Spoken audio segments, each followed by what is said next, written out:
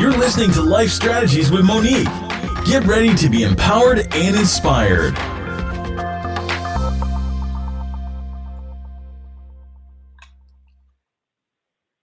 Well, hello, everyone, and welcome again to another episode of Life Strategies with Monique. I'm your host, Monique Petaway, and today I have a special guest by the name of Ria Christina. Ria is the founder of W.O.W, Cultivators Movement. She is an author, a motivational speaker, a talk show host, transformational empowerment strategist, business advisor, and it just goes on and on, the wonderful things that she is doing. She is an author that has published several books, 8 to be exact, and some of those titles are It's Time to Push, Be Persistent Under Supernatural Heat, and Give Birth to Your Ministry, In Pursuit of Destiny for the Kingdom of Minded Entrepreneur, How to Save Money, Your Easy Guide with Tips on Budgeting and Saving, Sustaining Cash for Kids, How to Make Money. And those are just some of the titles and books that she has authored in her lifetime. She is known as the provocateur who utilizes her God-given ability to bring out the best in people through stirring them up to move from where they are in order to achieve more and do more in their life. Ria, welcome to the show. Thank you for having me, Monique. Yeah, I'm excited that you're here. Man, listen, I'm excited to be here too. Well, I want to go ahead and dive in and move right into your story, because when I met you and I heard your story, I thought definitely I wanted you to be on my show because you are moving, and I mean moving for the work of God and helping women all over the world. I mean, you are is it the Bahamas? Is that where you are? Yes, I am. I am in Nassau, Bahamas. I wish I was there with you with all that beautiful weather there. And so thank you for being on the show today. I can't wait for my listeners to hear your story and how you ended up in the industry that you're in. So go ahead and tell my listeners a little bit about yourself. All right. Thank you so much for the opportunity to be here with you, Monique. Just to give a backdrop as to who is Ria Christina.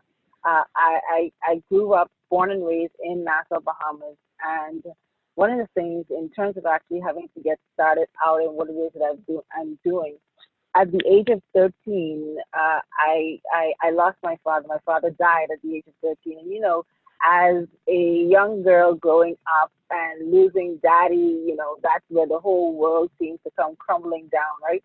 Or the weight of the world seems to be on your shoulders because you would have lost someone that you love so dearly. And, even at that time, even though I was young, I was thinking about, who's going to give me away on my wedding day, and, I won't have daddy right there to be with me. But that actually took me through a process, and the process that actually began with me was having to be a part of our experience, my mom having to raise 3 young kids on her own. Now, with her having to raise 3 young kids on her own, it brought us to a place where we had to see my mom in a different light, whereas she was the one that was ultimately the provider and having to be the disciplinarian and do so many things for her kids. Having seen that, it has really brought a different view from me in that, something, no matter what, and in the midst of some of the struggling times, we had to do what was necessary in order for us to survive. What that looked like for us, even as kids, is that I saw my mom coming from the place of having to pick up the pennies on the side of the street, having just to make sure that we had bread on the table, we had food to eat, or even having to, one of the things that she had committed to, and even as after my father died, she said, something, you're in private school, you're going to stay in private school. That's where he left you, and that's where I'm going to keep you.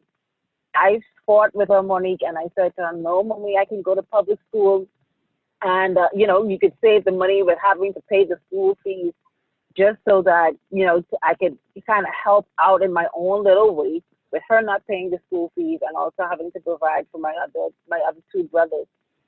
But that there really started the hustle within me at a young age, being able to see the example from my own mother, having to provide for her kids. And, even now, in having to have a whole lot of conversations with women, I think that was really the breeding ground for me really being able to be creative in how I go about finding the wealth or finding or finding ways to identify or create streams of income. That's a major component for what it is that I do, especially with women, is being able to help people to see, or help women to see what it is that they can do with what it is that they actually have in their hands. A lot of the women, particularly even here in the Bahamas, we are caught up or think very deeply or strongly on, something, I have a job. But my question to them is, what happens if that job fails you? What happens if your job is made redundant? What happens if they have to let you go? What do? You still have to be in that position where you can provide for your family, or even be able to maintain or sustain the standard of living that you were once accustomed to. So that is a great level of the conversation that I'm having with a whole lot of women, and encouraging them to see the value of what it is that they have in their hand and see how they can best create the streams of income. I often refer to the portion of scripture in Ecclesiastes where it talks about, we normally look at it from the King James Version, and it says, cast your bread upon waters, so that you can find it after many days. But the thing about it is, if you look at it, and I think it's the NLT version, or it's another version, it actually talks about having 7 or 8 ventures. So we ought to be in a position where we have multiple streams of income. In the event that something was to happen with one particular stream, you're still able to survive. The reality of it is, for me, is that I found myself in a position some years ago when my husband at the time was no longer employed. And I was the only one that was working. All the weight of the household was on my shoulder, having to take care of 2 young kids and making sure that the mortgage is paid, making sure that, all of the bills, everything is kept up. It was the additional streams of income that actually helped put us in a better position. It was the book sales that actually came in. Someone, you have the odd person just call, oh, I just saw your book, and I want to make a purchase. But yet again, the reality of it is, for someone who is in that place where they may find themselves struggling, that one book sale could very well be the thing that puts gas in the car. If we really want to be real about this whole conversation, because it's not all about the glitter and the glamour and thinking about the major platforms that may come for everybody that has a book. It may really just boil down to being able to provide lunch for your children with a book sale, or put the gas in the car, like I said, with the book sale. So it's those types of things that I find myself in the conversations with women, just bringing the reality of the conversation to them, so that they can now see the wells of wealth that they are. And even as you talked about me having to launch the Wealth of Wealth Cultivators Movement, it's because I strongly believe that each and every one of us, we are wells of wealth. And we have to find ourselves in the right environment, so that the wealth of wealth that's locked up on the inside of us can be cultivated. A lot of us don't even realize what it is that we have. It may take someone else looking at us and say, you know something, have you looked at this particular avenue in terms of you being able to come up with some sort of income? Have you looked at that particular avenue so that you can monetize it? And oftentimes I'm finding that through conversations with a whole lot of women, they are not necessarily seeing all of the opportunities that actually rest right in their hands. And Ria, I want to go back to something you said a little bit earlier. You said that you talk to your women about, well, what would happen if you lost that job? What would you do? How would you sustain? And I think that is so important, because I know a lot of people are still living in that traditional work world, where you work for this job for 20 years or 25 years, and then you expect to retire.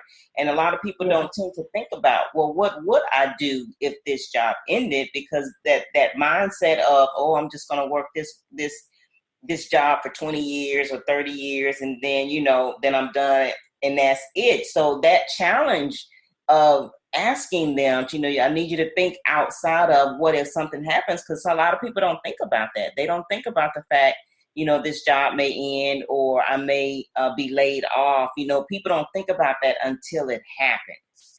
And so Yeah. what you're doing is allowing them to be able to see, I got to think 2 steps ahead at least to be able to sustain if something were to happen. And I know the second thing you said was, have you looked at, an avenue that they're working, not necessarily working in, but looked at an avenue that they may be gifted in. And sometimes we often don't look at our gifts as a means of being able to generate income, if that makes sense. Because listen, the Bible tells us your gifts shall make room for you. Yes, that wasn't definitely. a question. That there's a guarantee. It shall make room for you. The question is whether or not you're tapping into the gift. Right. If you're tapping into your gift, allowing your gift to make room for you, allowing your gift to cause doors of opportunities to be open for you, you just simply don't know. Mm-hmm. But you have to maximize the gift that God is. He's prepared us. He's equipped us. He's given us the gift and say, something, I'm sending you here already equipped with everything it is that you need. You just simply need to open it up. And not only open it, but to cultivate it, to help it grow, to become even greater, so that God can continue to bless you in that way. Most definitely. And I think, Monique, it's most fitting to actually say at this particular point, I think one of the things that actually hold a whole lot of people back, and in particular women too, is that it's the fear. The fear that's associated with what is the mindset, or am I preparing for my own failure, or am I preparing for a downfall if I could look at a different opportunity? Am I saying that something, this job is going to give way on me? So, but why not? Why not still? It doesn't hurt to have an additional stream of income. It doesn't hurt to go ahead and prepare yourself in the event that something does happen. At least you're still in a better position if you are to have something already in motion rather than you being caught off guard.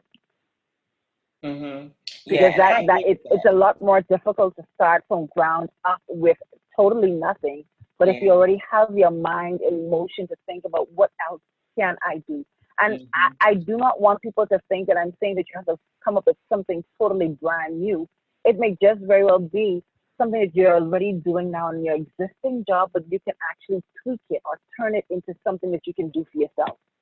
So, for example, there was a lady that I was working with, and she was in the human resources department, and she loves human resources. Like, she loves it. She's a hard worker. And I said to her, I'm like, something, how about you offer that as a service, as a consultancy for other small businesses or persons who may not know how to deal with union issues or how to deal with staffing issues, staffing complements, hiring. All of those things are services that can be provided.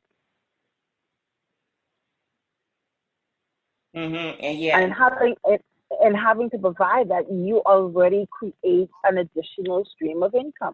And it's already in the field that you're working in.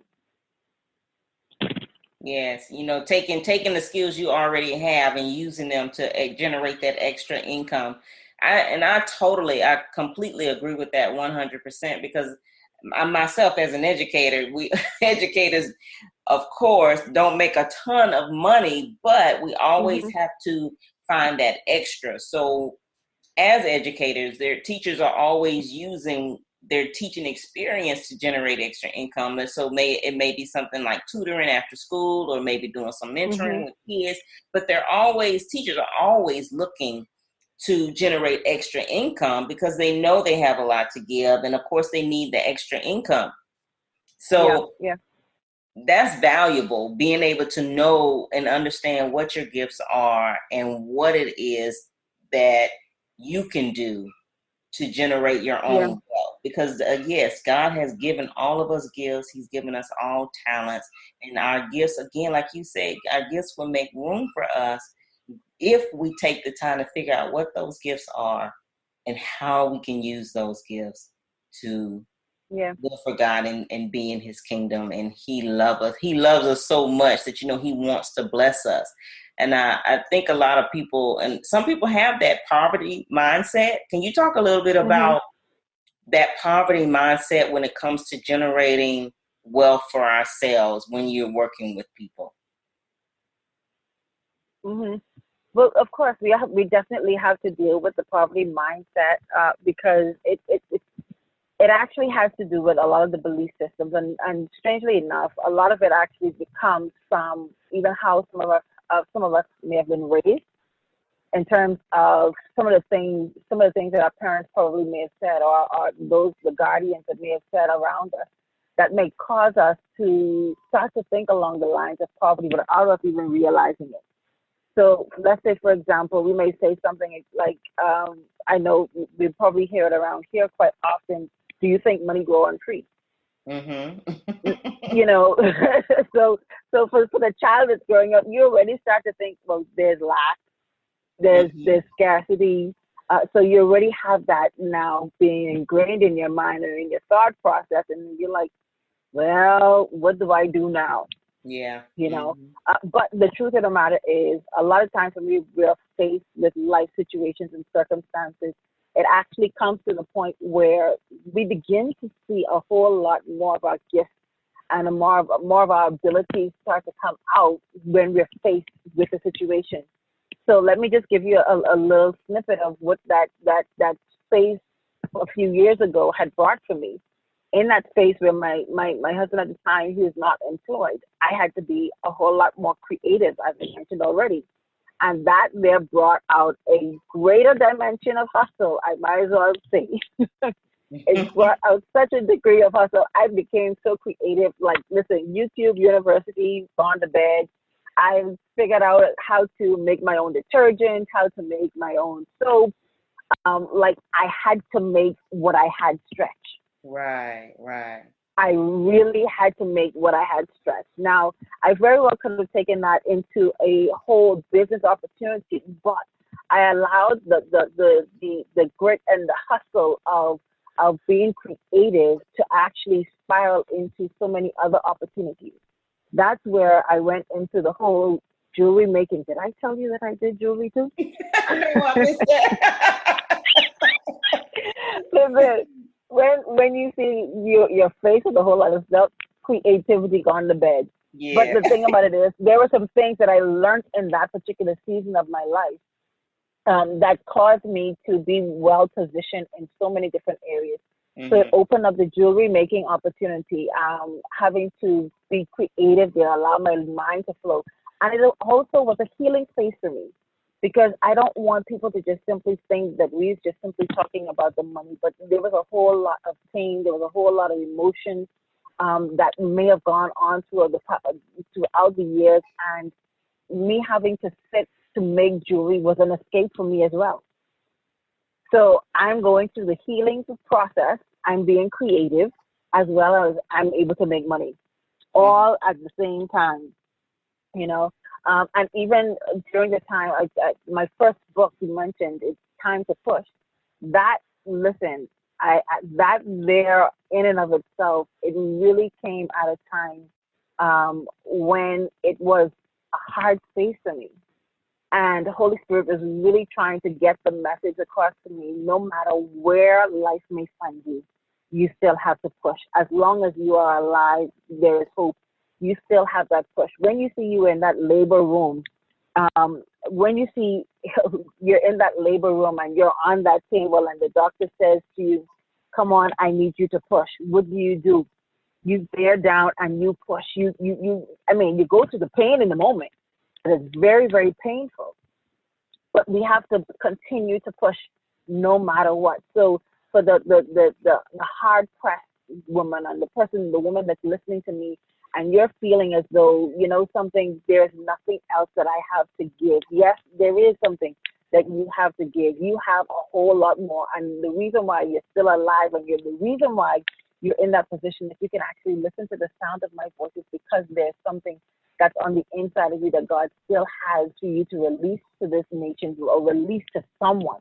It's not always just about the big platform, but if it's just one, if I can have an opportunity to speak just to one, that's where the author in me will come out. That's where the strategist in me will come out. That's where the mom in me, because I'm I'm a big mama bear when I get ready.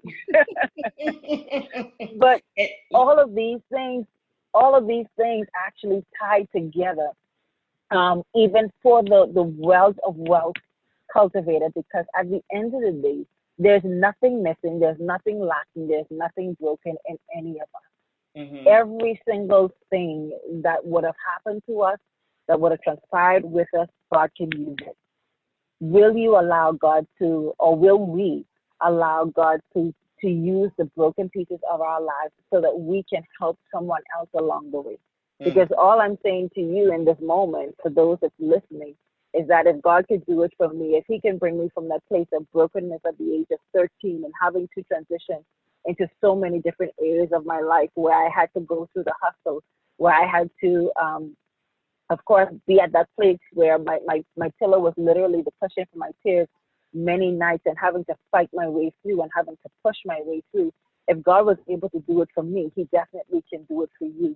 And it's an encouragement really to say to the women that's listening, and even for the men that may listen, we still have some push in us. So let's not give up. Let's not lose hope, but let's continue to be in that place where we're pushing. And push, for those, if you have not realized it, push actually stands for persistent under supernatural heat. That's what push stands for. So if you know what it is to be persistent under supernatural heat, that means no matter how hot it gets, no matter how difficult it gets, no matter how hard it may get, you continue to find yourself at that place where you will push and push and you push. So, and having to push, you find yourself in that place of, you know, something, maybe I can't do this. Well, that's where the strategist in me comes out. Let's sit down and we strategize. How can we make this happen? How can we find the multiple income streams? How can we bring you at that place of healing? And how can we cause you to put yourself in a better position than you are in today, so that you can be all that it is that God has called for you to be, and we sharpen one another as iron sharpens iron. Wow, I love that. Be persistent under supernatural heat. And while you were saying that, the word that really came to me in that moment is, how is it that you go through the process? Or the word process is really what came to mind, because I know a lot of people want to skip the process.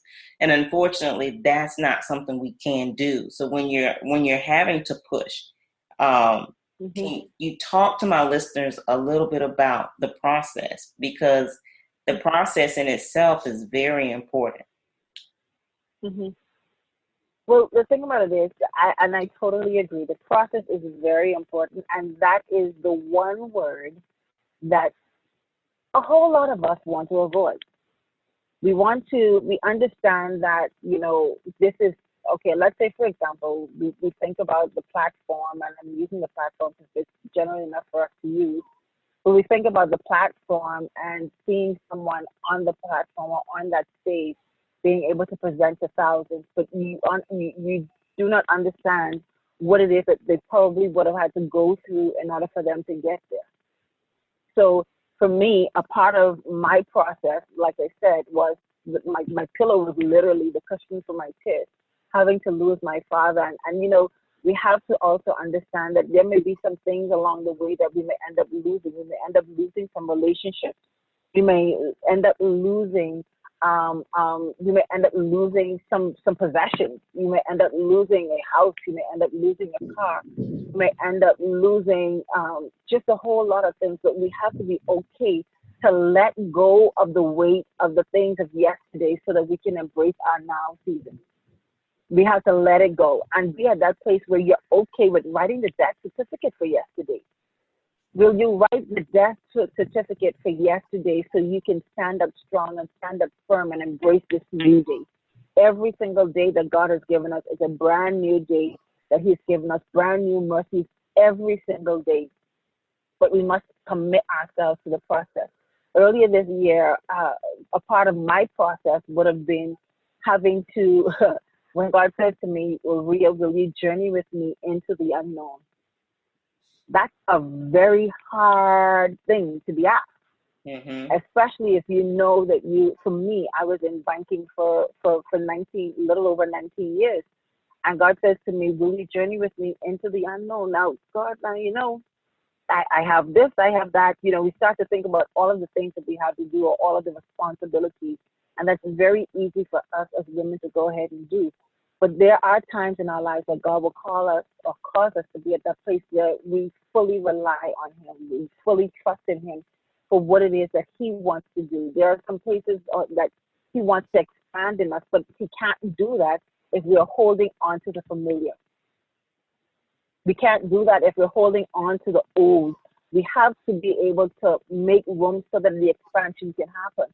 When you see a woman is pregnant, come on now, the belly begins to expand. Will you allow expansion to actually come to you so that you can give birth to the new place, to the new dimension, to the new realm? It was at that time when I released my own concepts, my own thought processes, and embraced what God was saying to me in the moment to let go, that I actually let go of that 19-year-old job, not necessarily having this big, grandiose plan for what was going to be next, but I knew who I was trusting. And as I relied on Him every single step of the way, the doors of opportunities just began to swing open.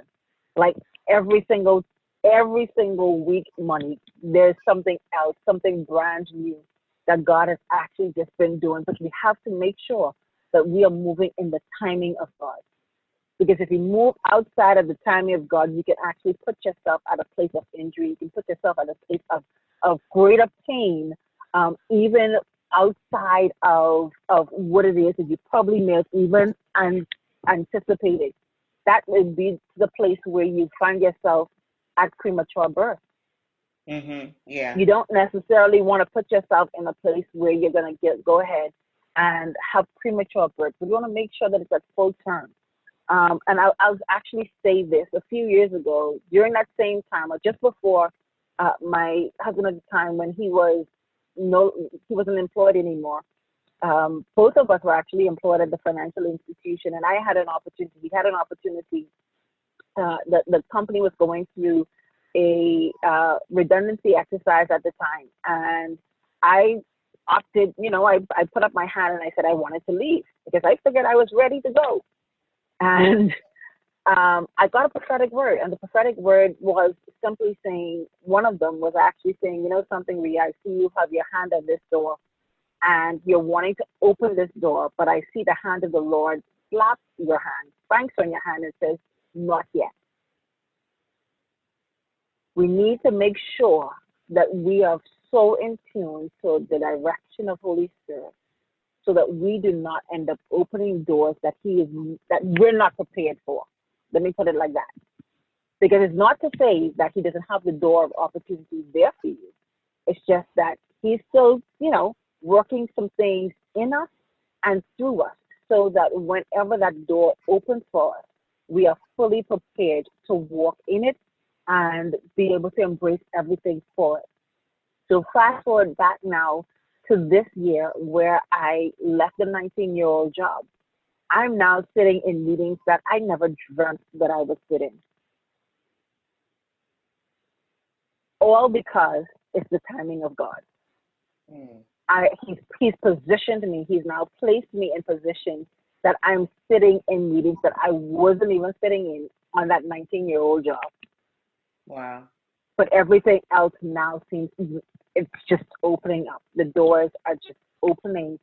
And I am just grateful to God that I was obedient enough to listen to that still small voice saying to me, will you journey with me into the unknown? And I said, yes.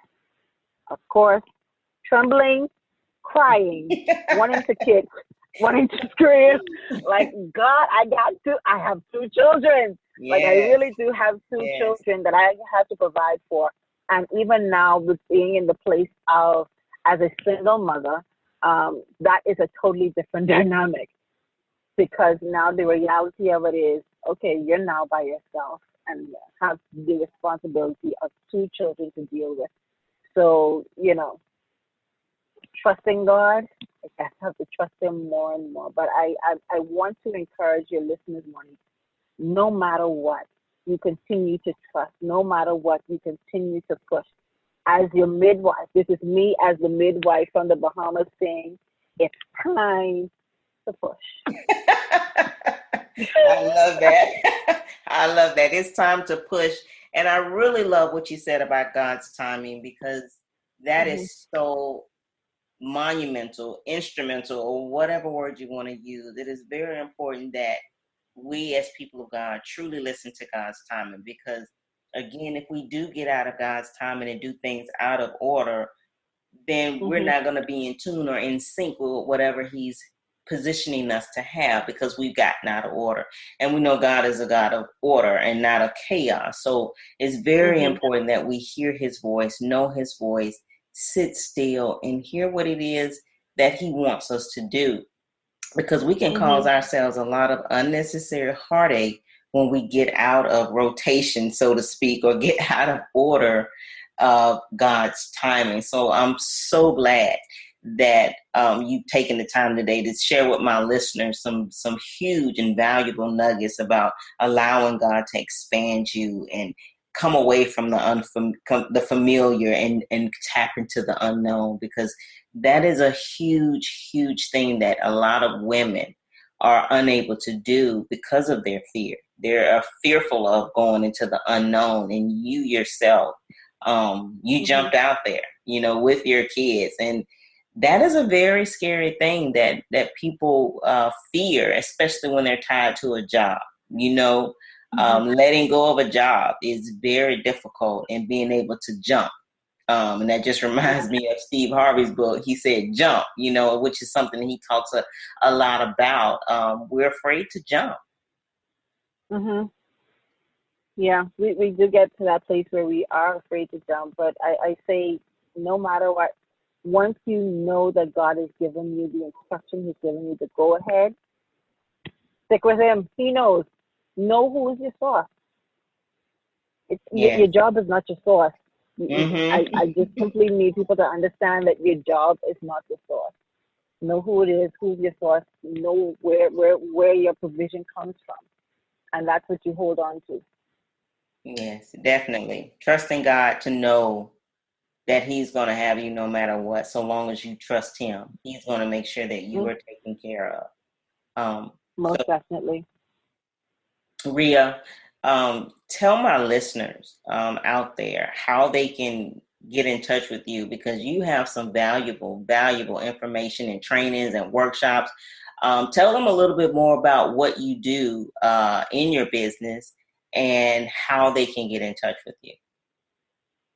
Okay, thank you so much. So for those of you that's listening, one of the main things for me, I call myself the transformational empowerment strategist. And what that is it gives me an opportunity to have one-on-one coaching sessions with clients, being able to zoom in on exactly where it is that they are, what it is that they're doing, and what it is that they want to do, and actually sitting down and strategizing how do you get there.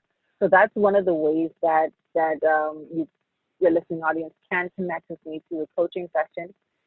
That there to do so. You can actually check out my website for more of the information with what it is that I do. That's Ria C Newbold. That's RiaCNEWBOLD.com. I'm also available for speaking engagements. So if you're having an empowerment event, or you want to have a group session or something like that, and you want to have me come over, then definitely that information, you can actually plug that in on my website as well, and I'm available for those engagements as well. So for them to actually connect with me too, I want to encourage you, the listening audience, to connect with me via Facebook. That's Ria Christina Unlocked, or you can actually check me out on IG. That's _Ria Christina. So there you have it, IG _Ria Christina, Facebook page, Ria Christina Unlocked, or my website, that's RiaCNewbold.com. I'd love to have that discovery call with you so that we can see where it is that you are, and let's get these wells of wealth unlocked. You already have them. We just need to make sure that it already exists. But we Yes. just need to figure out, we just need to strategize, see what it is that you have in your hand so that it can be unlocked and get you on that place or on that path so that you can create the life that you want. Listen to me. We are the ones that can actually hold ourselves back from creating the life that we want to live. Mm. We hold ourselves back from that. Why? Because we want to think or have our minds all closed into what it is that we would have seen ourselves being able to accomplish with the mindset of limitation. There's no limit. There's no limit to what it is that you can actually attain, what it is that you can actually achieve. It's just a matter of whether or not you're willing to put in the work that's necessary in order for you to get what it is that you want. Mm-hmm. Wow. So the challenge is, what will you do? Huh? What was that? My listeners, that's another nugget. I hope they got that. Another nugget. And listen, let's take some time out and figure out what it is that we're doing with the 24 hours that God has given us. There's no difference between my 24 hours and your 24 hours. We all have 24 hours. The difference is what you're doing with it. So let's take advantage of the 24 hours that we do have, and let's connect. Set up a call with me, and we can talk about it some more. Awesome. Thank you so much, Ria. I'm so glad that you decided to take this call today and be on my podcast with me to share how you found your journey into helping women figure out how to use their gifts to generate their wealth, because God has given us definitely all gifts to be able to move forward in our lives, because he wants to bless us. So to my listeners out there, I pray that something was said by Ria today that really blessed your soul, and please definitely reach out to her. She's an awesome woman of God. I love her. Well,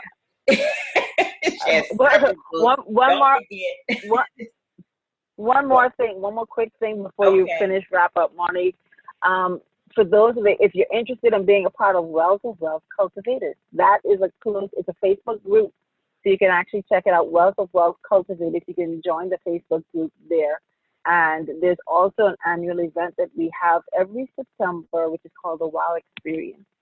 So if you're interested in being a part of the W.O.W Experience here in Nassau, Bahamas, listen, you don't want to miss it. Want to be a part of that, and you can register for that at experiencemywow.com. Wow. All right. Well, guys, you heard it. She's invited you to go to Wells of Wealth on her Facebook page and the W.O.W Experience. So make sure that you check out Ria Christina and all of her social media links that she's given you. They'll also be in the show notes from the podcast today. So make sure you click on her links and find out a little bit more about Ria. Get your discovery call with her, because I know she's going to bless you. So make sure that you check her out, because she is an absolutely, as I said, amazing, amazing woman of God. Beautiful spirit. Love her to death. Ria, thank you again for being on the show today. To my listeners out there, until next time, stay educated and empowered. Thank you. You've been listening to Life Strategies with Monique.